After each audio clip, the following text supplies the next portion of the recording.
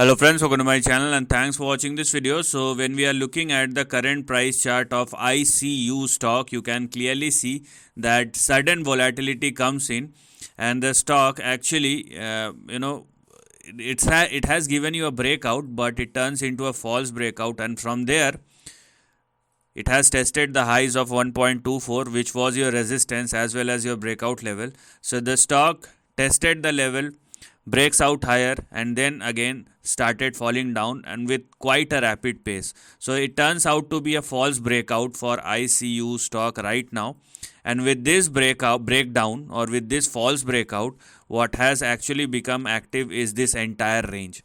So the attempt has been made and it was a failed attempt. That's what one can clearly see as far as ICU stock.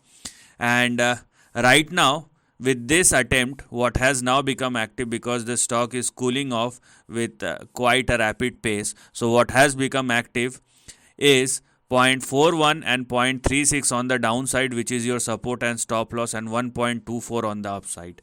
And most importantly, one must not go below 0.36 or less, otherwise the downside may resume once again.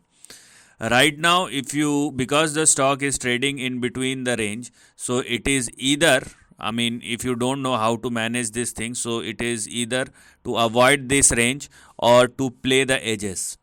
Because the stock is trading somewhere in the middle of the range, so you have one support level, one immediate support of 0.65. But if the stock falls even below 0.65, it will move towards 0.41 and 0.36. That's what will happen. If it somehow manages and sustain above or take support at or near 0.65, and from there you will see a bounce back, then also this highlighted section will become active. So in either of the cases, what we want is the stock to retest the lower end of the range, and from there it moves higher, or at the end of the day it must break out at or above 1.24. That is mandatory if you want to go big or go higher.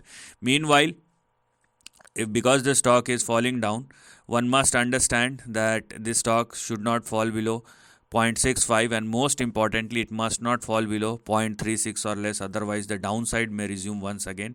And if you are looking for an upside, then wait for the stock to surpass and sustain above 1.24 or more. That's the least. So this is the end of the video. Thanks for watching.